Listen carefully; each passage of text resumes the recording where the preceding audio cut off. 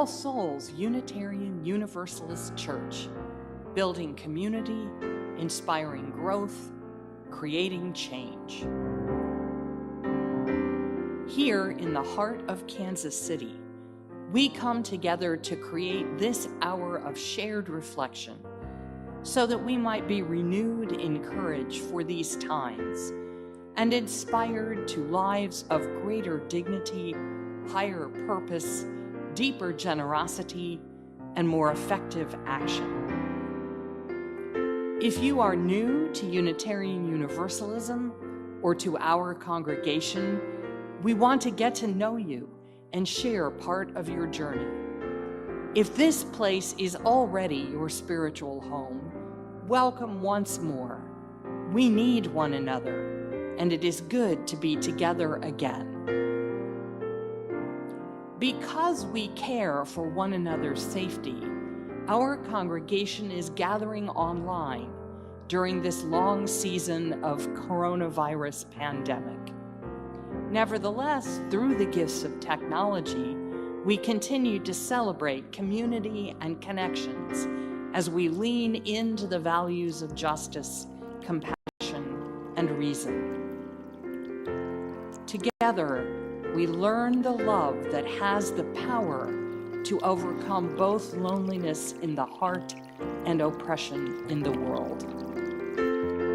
Welcome to our service this morning. May the words and music and images that we offer today nourish our best selves, calling forth abundant wisdom and love.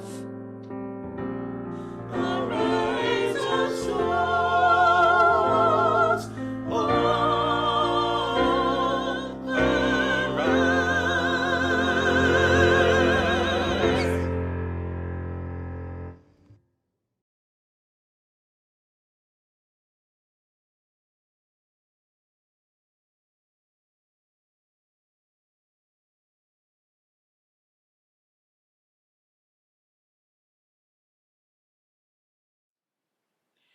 Good morning, and thank you for joining us on this Sunday morning, April 11th, 2021.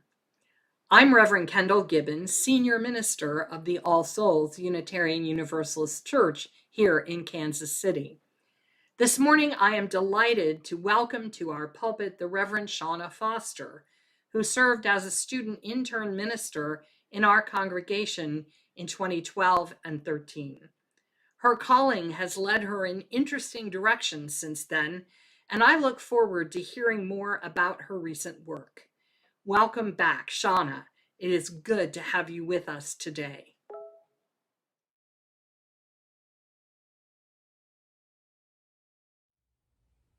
Welcome to All Souls.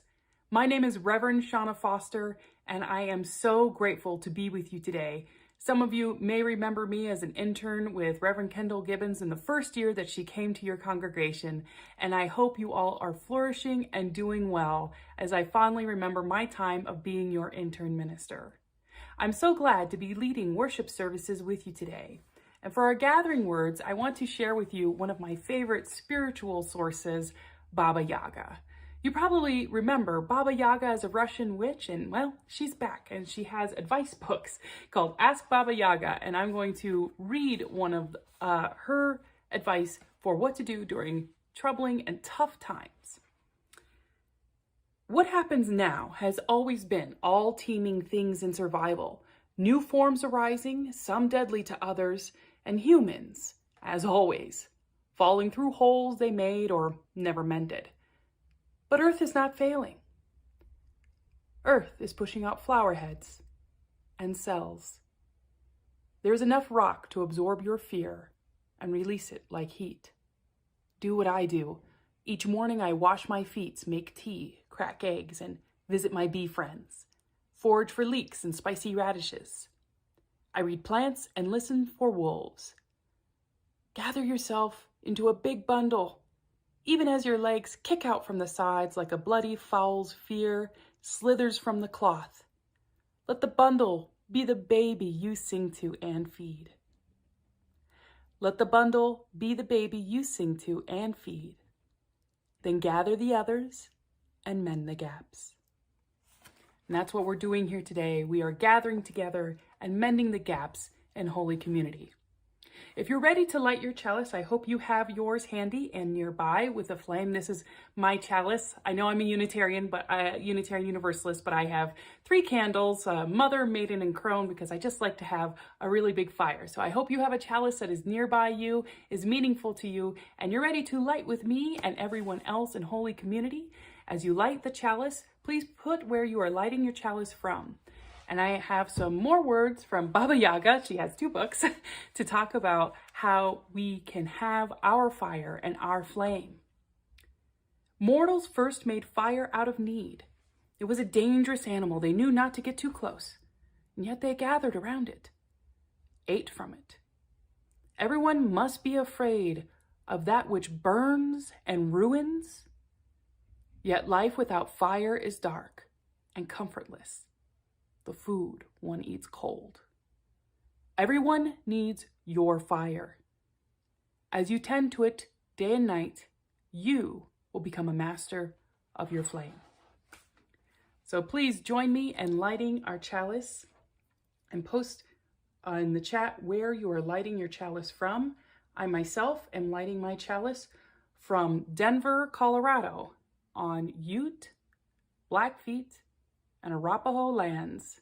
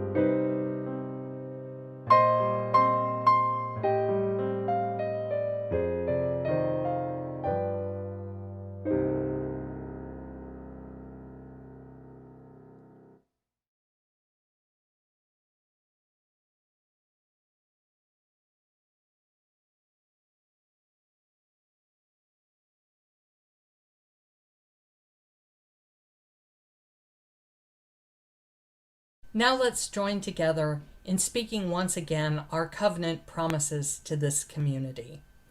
Together we affirm, goodwill is the spirit of this church, and service is its law. This is our great covenant, to dwell together in peace, to seek the truth in love, and to help one another.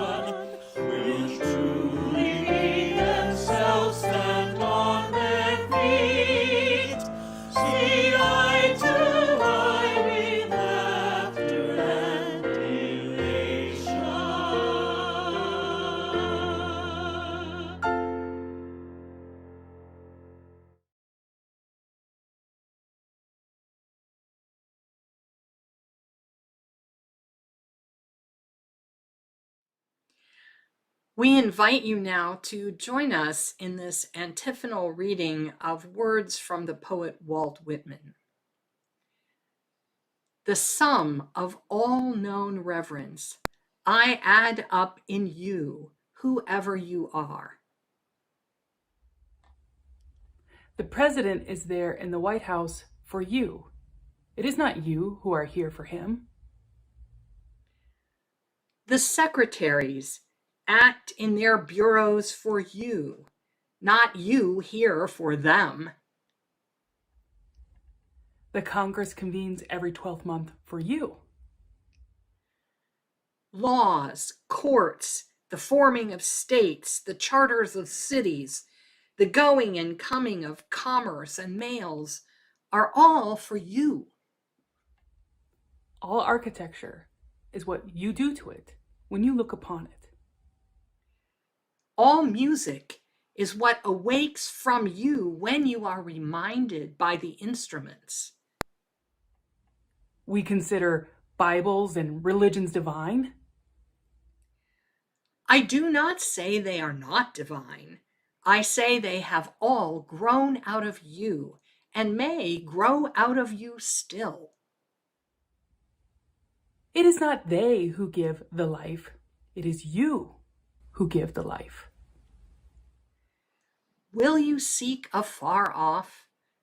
You surely come back at last, in things best known to you, finding the best, or as good as the best. In folks nearest to you, finding the sweetest, strongest, lovingest. Happiness, knowledge, not in another place, but this place, not for another hour, but this hour.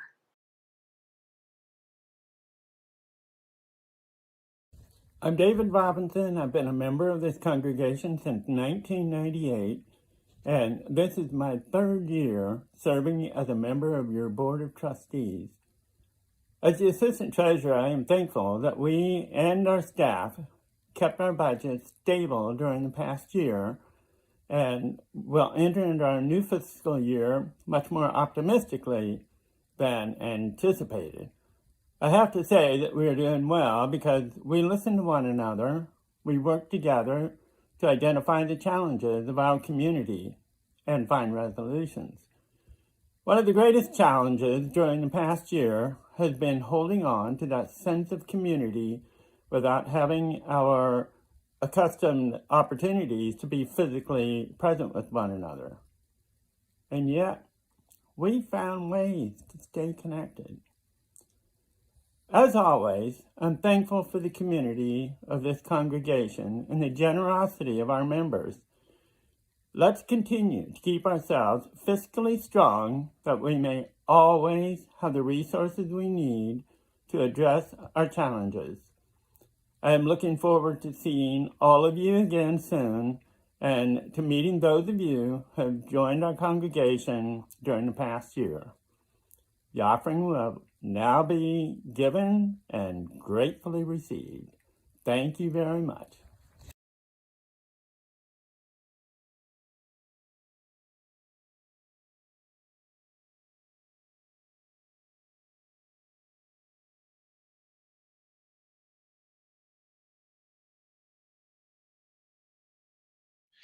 You know, it's one thing to come to appreciate or admire a political leader. It's another to do it while competing against them. But that's what happened in my relationship with Joe Biden and with Kamala Harris, two people that I saw across 10 debates, across countless appearances, and in those moments before and in between and after events, felt I got a sense of who they are and what they care about. And certainly in this moment, we have a chance to elect leaders who really do view faith never as a cudgel to exclude anybody with, but as a call to a higher and better place. And I think that getting that right is part of how we not only redeem progressive values among the faithful, but frankly, redeem religion among a progressive community who are sometimes skeptical of it. Certainly in the LGBTQ community that I'm part of, many have experienced religion principally as a means or a reason for exclusion, something which, to my view, goes against the very core tenets of my faith and its message of belonging and uplift for all. But nevertheless, that's the experience people have had. And I think many of us here probably feel that tension, sometimes feeling that we're defending progressive politics in a community of believers, but sometimes feeling that we're called to defend faith in a community of those who are otherwise like-minded politically. And in that tension comes, I think, an enormous opportunity. Another thing I think is happening right now is a realignment, or at least the potential of a realignment. In the same way that generations of Americans grew up really just kind of conditioned to believe that if you cared a great deal about national security, or if you were connected to the military, that kind of sort of meant you just ought to be Republican. And that's breaking apart now, partly because of this president's misconduct, but partly because of what is being offered on our side of the aisle. I think something similar is happening among believers. I think there's a moment here to really stand on the principle that God does not belong to any political party. And on top of that, ask those who are called to a faith tradition to order our steps in this world, to consider what it really means to live up to what our traditions tell us about seeking to walk with those who are decent and who exhibit humility, and about, from a policy perspective, the choices we make about how our national treasure and national might are arrayed, either to comfort the afflicted, or, as they too often are today, to afflict the afflicted and comfort the comfortable. This is a moment to break all of those habits open and to fashion a new pattern that I think is going to live long beyond this season. As a matter of fact, I'm convinced that the project of recovering from this pandemic is not a return to an old normal with the same strengths and weaknesses and the same losers and winners, but rather an opportunity to create something better. That the very fact of how we get out of this moment is also intrinsically a set of decisions about how American life will work for at least the next half a century. That's what's at stake in this election. That's what's at stake in this political moment. That's why we need to call out to our friends who are questioning how they are going to vote. And I suspect an even greater number of our friends who are questioning whether they're going to vote, and who will be given, sometimes for nefarious reasons, many messages encouraging them to sit this one out, when nothing could be more damaging to our values and to our country, and, in my view, to the soul of this nation, than for anybody to sit out this all-important political process where people experience their maximum moment of political power, which is when you walk into that booth, or at home, we hope, safely fill in that mail-in ballot, making a decision about who to hire and who to replace in our leadership. So these values come together, and they come together with a unique urgency in our moment. And I may almost literally be preaching to the choir here, but I also want to encourage and reinforce everybody who's part of this, who hears this message, who sees no contradiction and indeed ample reinforcement between what we hear in the pews or find in our sacred texts and what we are called to do in the political sphere, to continue that work and to do it without any sense that you're going against any kind of grain other than what we've been brought up to sometimes expect. Because I do think in a matter of years, if we do our job right, no one would find it the least bit puzzling that the most energetic progressive advocacy and even democratic politics in our country would have very little daylight between those efforts and the efforts of the faithful to live our faith and to do it in a way that aligns what we believe with what we seek to see around us in political choice. That's why I'm here, and that's why I'm so thankful and excited for the conversation we're going to have.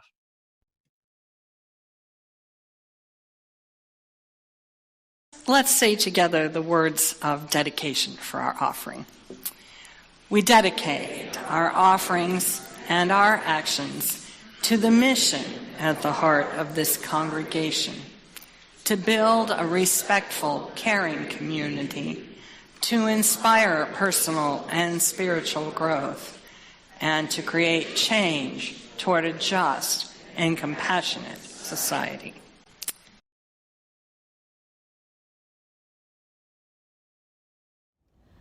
We hold on by Reverend Teresa Inez Soto.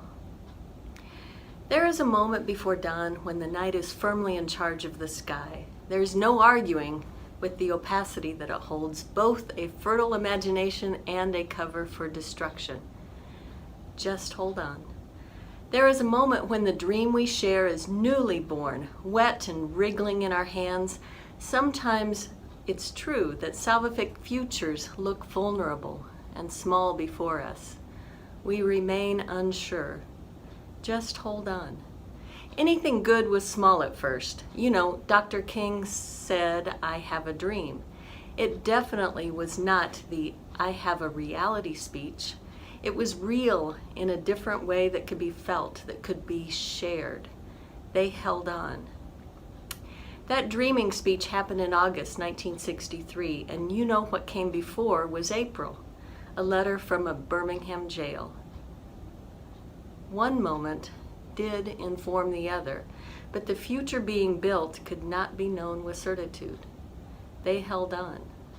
We gather, Unitarian Universalists, certain only of our power to be human, finding ourselves committed to keeping our word, being our covenant.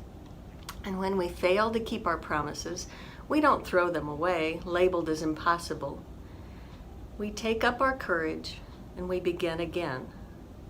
We hold on. Sprinkled in the wind, we can hear the question, if we are not white supremacy shaped into religious robes and rituals, then who are we? We are present, both in intention and in the answer. We are here. We hold on. We contain multitudes, not just of questions and contradictions, but also of possibilities.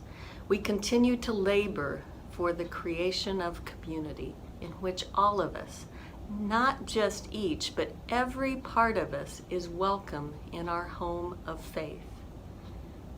We hold on.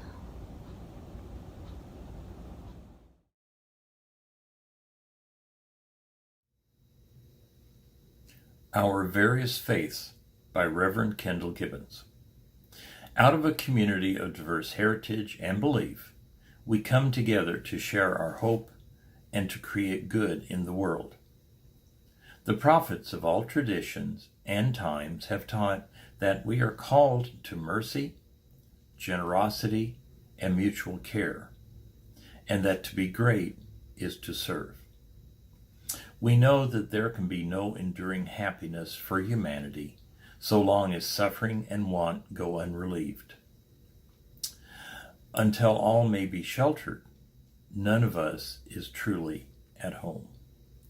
May the power of our various faiths sustain us in this work, that we may be the hands of holy creativity and justice, and together build a better world.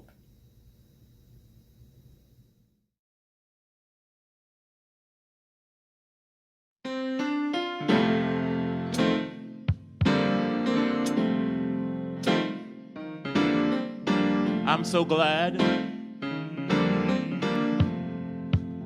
we all have a guide.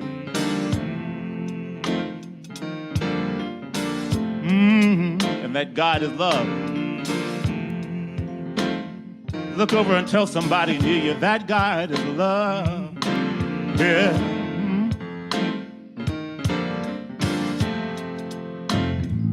Love will guide us. Peace hath tried us, hope inside us will lead the way on the road from grief to giving. Love will guide us through the heart. If you cannot sing like angels, if you cannot sing like angels, if you cannot speak before thousands, you can give from deep within you. You can change the world with your love. Will guide us. Love will guide us. Peace hath tried us. Hope inside us. Hope inside us. We'll lead the way. On the road from grief to giving. Love will guide us. I just want you to moment right now. Come on, everybody, come on.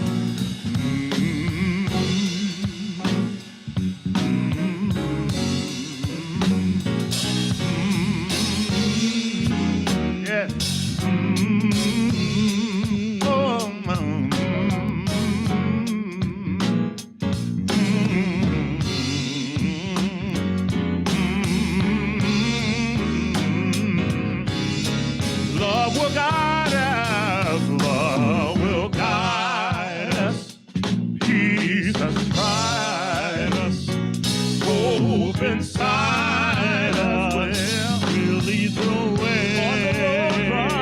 On the road from grief to giving, love will guide us to the heart.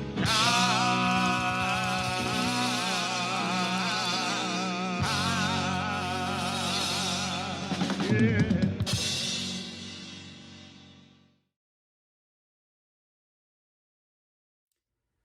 I don't like crucifixions. I mean, I'm not sure who does, but hear me out. I grew up Christian. And so there was always this huge golden cross at the front of the sanctuary in my Episcopal church that I grew up. And as a kid, it was so hard to figure out why we worshiped the cross. I mean, didn't Jesus die on that thing? And don't we love Jesus? And so I thought maybe crucifixions are not so bad. As a kid, I thought about how when Jesus was dying on the cross, he got a sponge on a stick with wine, which to me as a kid, I thought that might be a fun way to try drinking something. It wasn't until I was a little older, as a teenager, that I read about how brutal a crucifixion actually is. And it was even brutal back 2,000 years ago when it was common. It was a method of execution meant to make an example of people who were against the Roman Empire, pagan at the time. And the first time I saw a crucifix, I was horrified. I mean, so the difference between a crucifix and a cross, if you don't know, and a lot of times you'll see a crucifix in a Catholic setting, is a crucifix has the body of Jesus on it, suffering, blood from his wounds. So you can see him dying on the cross. And I thought to myself as a kid, teenager, who would worship that? Why would we make that an icon? Then I got older, went through a lot of suffering myself, realized how deeply people around me were suffering, could be suffering. And it started to make a little bit more sense. I started to find comfort in the idea that when we suffer, intertwined in that pain of our bodies and our communities is the divine suffering with us also. The divine and the human is represented by Jesus's tortured body. And it's an icon of greatness to say that suffering wasn't meaningless, that the love that was put into his body came back to us magnificently and in a holy way that shows that we can transform humanity into one that triumphs over empire. But the icon of a crucifix doesn't excuse suffering. I firmly believe that what happened to Jesus, him being crucified, should not have happened. He should have died like all the other great spiritual masters, like Buddha, Muhammad, Moses, surrounded by adorers and relatives, dying peacefully of old age. His death, though it's been redeemed, was not preordained. And I know this flies in the face of a lot of Christian thought, but it's important because if Jesus wasn't supposed to die that way, if he wasn't supposed to suffer that way, well then really none of us should. And I just want to take a second, if you are suffering right now, it's not your fault. You shouldn't be. You deserve so much better. And I can't promise you that it will get better. But I can promise you that here, in this community, in this sacred place where we gather, that your suffering matters. We will redeem it. We can help you transform it. Because that is what holy places are meant to do. So let me get back to the first thing I was talking to you about. I don't like crucifixions. And I'm bringing this up because right now the trial of George Floyd is going on. He was murdered almost a year ago today. And I haven't seen the video of his murder. I don't watch videos of death on principle. I don't have crucifixes in my house, even though I understand it. For me, it's enough to just read it. Just as I read the words of Jesus as he died on the cross, I read the words of George Floyd, how he cried out for his mother as he died. Just as Jesus cried out for his father as he died on the cross. Just like how my child would cry out for me. How I would cry out to God if I was suffering a crucifixion. And what are we to do? Mothers and families and relatives, communities left behind with bodies destroyed by empire. I know that this sermon was described as a way to help you understand or to give you some ideas on how to talk to people about the things that are the most important to us. How do we talk to people about how we're going to end racism and confront white supremacy? How do we talk to people about religion? How do we talk to people about politics? And especially, how do we talk to people who have religious or political points of views that invalidate our lives? Or think less of the people that we love? And I'm sorry that I don't really have a 10-step easy program for you. The most helpful thing that I can tell you is that we must connect with the suffering.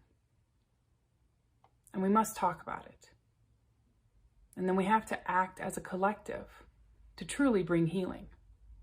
Because not everyone suffers the same. I guarantee you that your suffering, the way you suffer is a little different than the way your parents did, the way your relatives do, the way your friend does. Everybody individually is different. And people as collectives also suffer differently. The way the Black community is suffering right now, listening to the George Floyd trial, the Derek Chauvin trial, the name of his murderer, the way that the people who live in the neighborhood of Cup Foods where George Floyd died, those communities are suffering differently than the communities who don't live there, than the communities who aren't Black. Certainly the officer, Derek Chauvin, who killed Floyd, doesn't seem to be suffering as much as the teenager who called the police on George Floyd. So taking into account those differences, it's also true that this nation is deeply suffering. Some of us have more comfort to lean on than others. Here on sacred ground and part of this sacred community, I hope that we can lay down our suffering no matter how it moves in our hearts, no matter how different it is from each other. I hope this community can be a place where we all can be heard and validated and transformed by the healing of this suffering. Some of our suffering can be healed in this space. Some of us can be healed just by talking to each other. I have to tell you that I am a complete baby when it comes to suffering. I don't like watching other people suffer. I want to avoid it. If I'm suffering, I don't say I am. I act like I'm not. I don't like reading the history of things like the founding fathers and how much suffering they caused to the founding of this nation when I was raised to venerate them. I hate suffering, and I don't endure it very well. The Trump years were not years in which I found motivation and the meaning of life.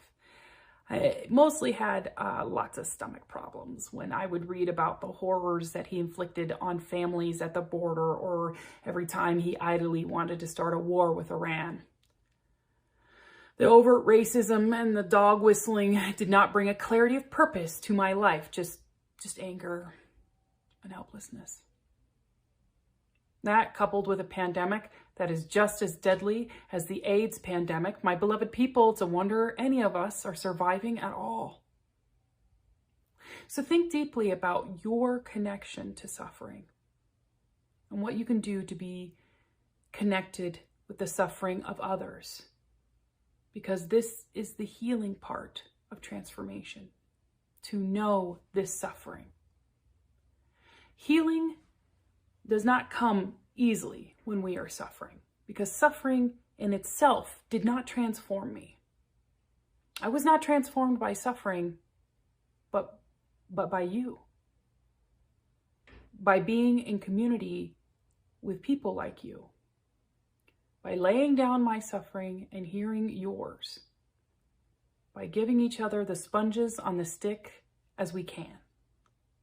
By celebrating your joys and loving on you across Zoom screens and across pews. I have faith, which is belief despite the contrary. I have faith that loving you all and loving this nation is the right thing to do. I have faith in the words of people like Valerie Kaur, who is an adherent in the Sikh religion. I'll read her words verbatim now. She wrote this and spoke on this in 2016, soon after Trump was elected. She said, "In our tears and agony, we hold our children close and confront the truth. The future is dark. But my faith dares me to ask, what if this darkness is not the darkness of the tomb, but the darkness of the womb? What if our America is not dead, but a country still waiting to be born? What if the story of America is one long labor?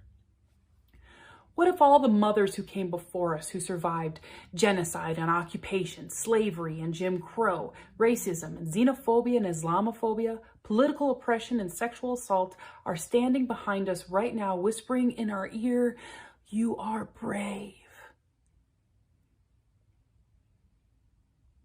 What if this is our great contraction before we birth a new future? Remember the wisdom of the midwife. Breathe, she says. Then push. Now is the time to breathe, but soon it will be time to push. It will be time to fight for those we love: Muslim father, Sikh son, trans daughter, indigenous brother, immigrant sister, white worker, the poor and the forgotten, and the ones who have cast their vote out of resentment and fear. Let us make an oath for the soul of America, the land that has never been yet, and yet must be, with revolutionary love and relentless optimism." End quote. What can we do to transform suffering into healing, to understand pain as a struggle to bring new life, to push together, to move this nation to actually be what it has been promised to be? We need a collective healing, because some of our suffering can be resolved in this community, but the way some of us are suffering requires for us to address the body politic. We need to understand how this suffering happened, how executions like the one of George Floyd continue. And we cannot reckon with the forces of white supremacy that Trump so easily tapped into to become president if we do not acknowledge and correct how white supremacy was codified by the founding fathers of this nation. We cannot condemn the widespread suffering that Trump has caused, like ignoring the gravity of this pandemic. If we ignore the gravity of what the founding fathers did by excusing genocide against indigenous people and not honoring the treaties, or kicking the can of slavery down the road, they could have founded this nation to be truly free. But it went against their monetary interests. We have to be truthful about how much suffering this caused and how that suffering affects our lives today. We cannot say, oh, well, the founding fathers, that was a time so long ago, when we don't honor the treaties today. When we don't defund the police, despite knowing how it affects disproportionately people of color negatively, and how it doesn't really keep us safe. When white people still benefit from generational wealth built on the suffering of people of color. We have to face this suffering. We have to make room for it in our hearts, acknowledge the truth of it, so that we can give in into our natural human inclinations of compassion and empathy, of a very human desire to end suffering and let the divine flourish like a long-awaited spring. Only this can bring healing for all of our people. This past Easter marked the anniversary of when Martin Luther King Jr. was assassinated over 50 years ago. He understood deeply about how this nation suffered.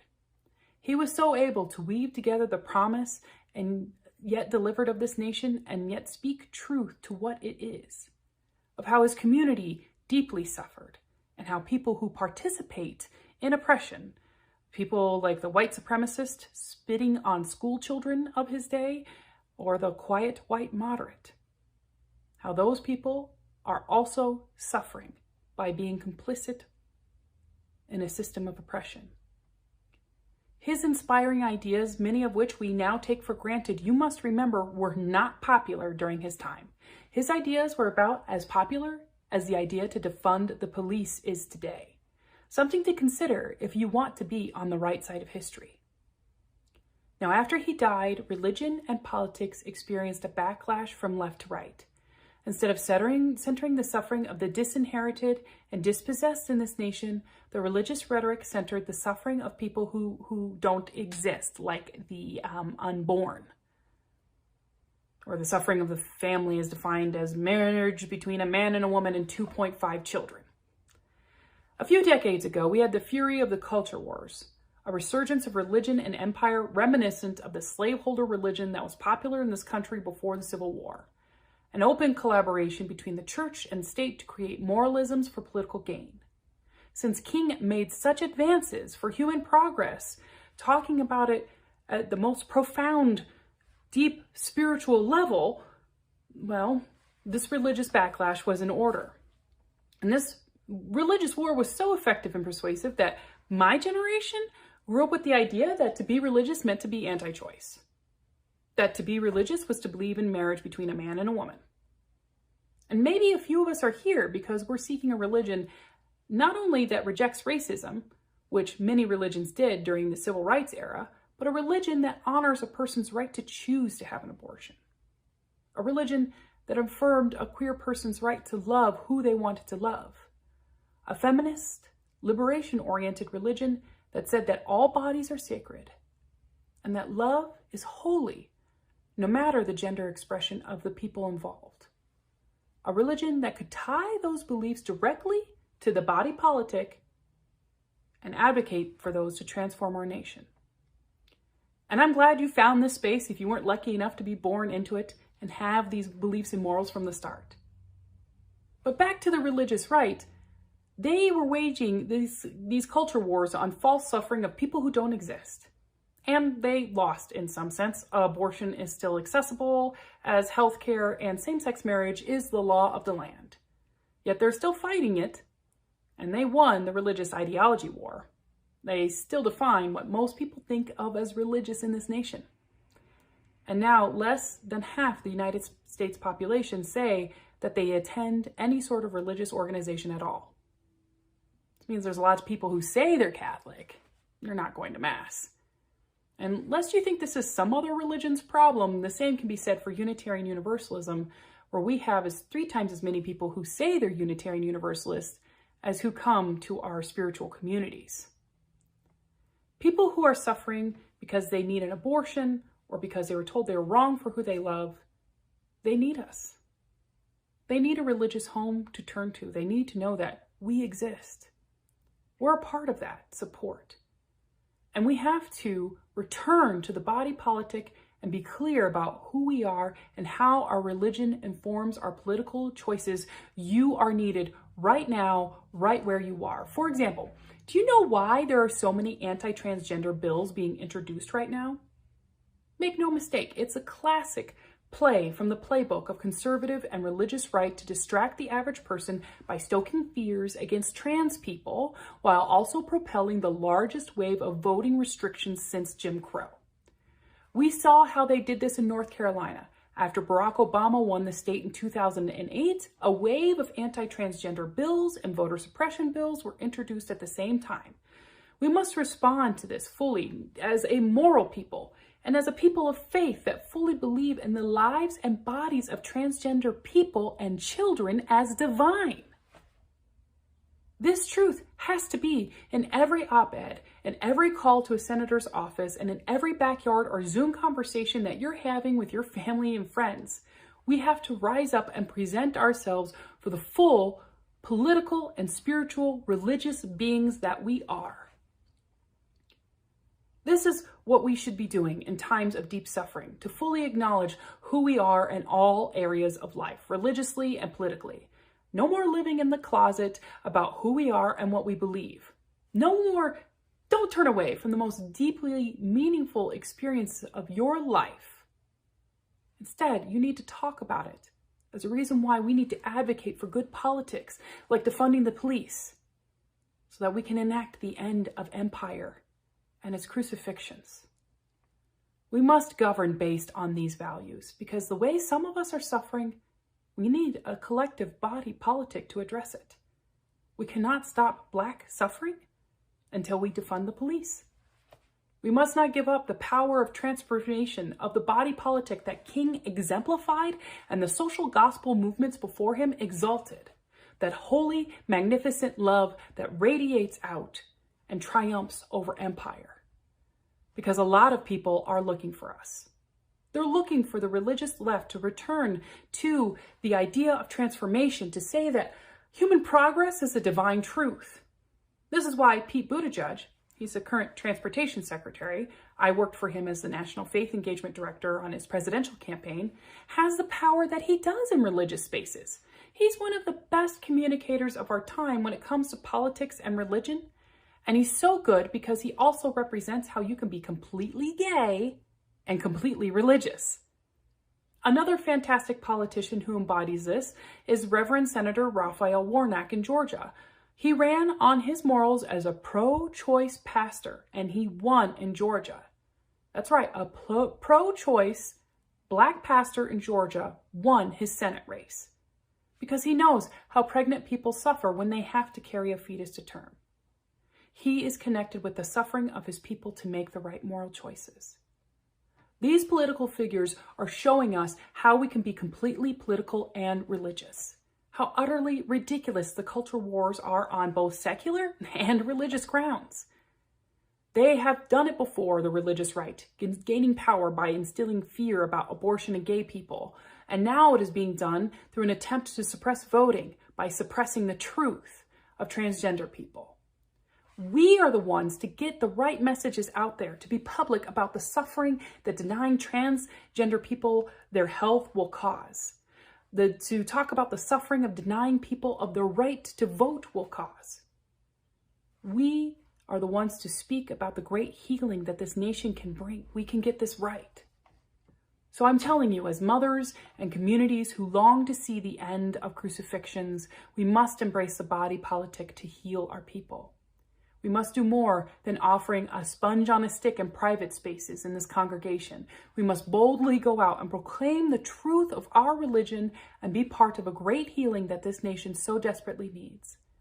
This healing is what will transform us, give birth to a nation that has been so long promised and not yet realized.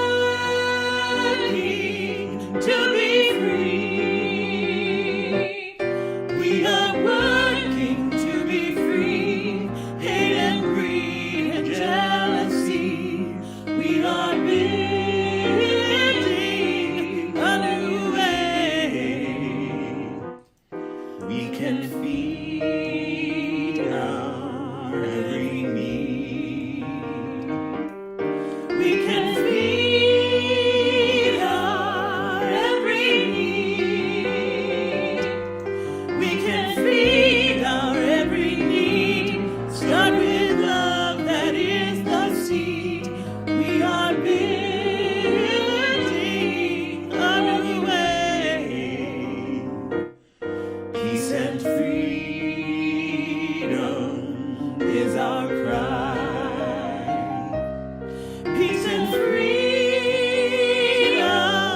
is our cry. Peace and freedom is our cry. Without these our people die. We are building a new way.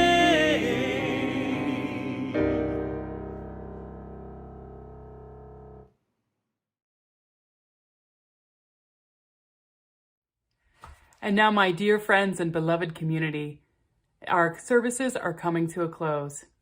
If you haven't extinguished your chalice already, go ahead and do so with me.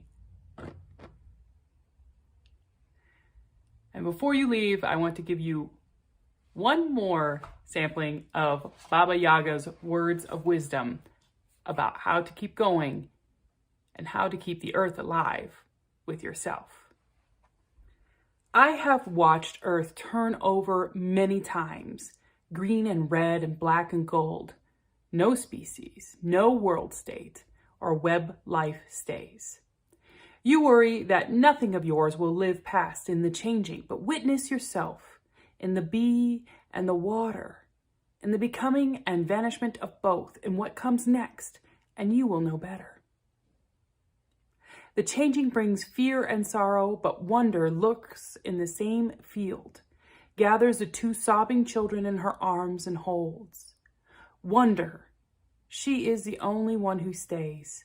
Anyone can join her, walking into each new earth. And in the meantime, care for what is here, but don't ask what is foolish, for the here to be the same forever. Blessed be and amen.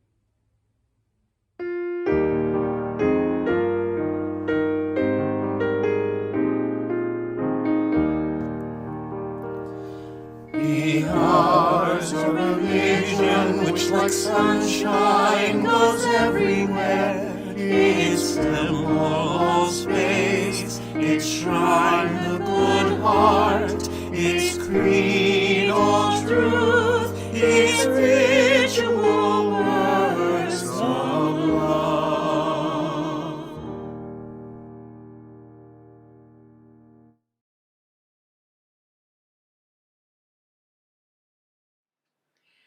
Thank you again to my friend and colleague, Reverend Shawna Foster, for that exciting message. We invite you to join us now for informal conversation and fellowship in our Zoom space. You can find a link here in the chat or at our All Souls website homepage. Be watching your post office mail this week for a special mailing from church. It will contain a postcard that we will use in our ritual of connection next Sunday morning. I hope you will join us then, when we will also present our most recent baby shower quilt and share our offering to support the work of the AIDS Services Foundation.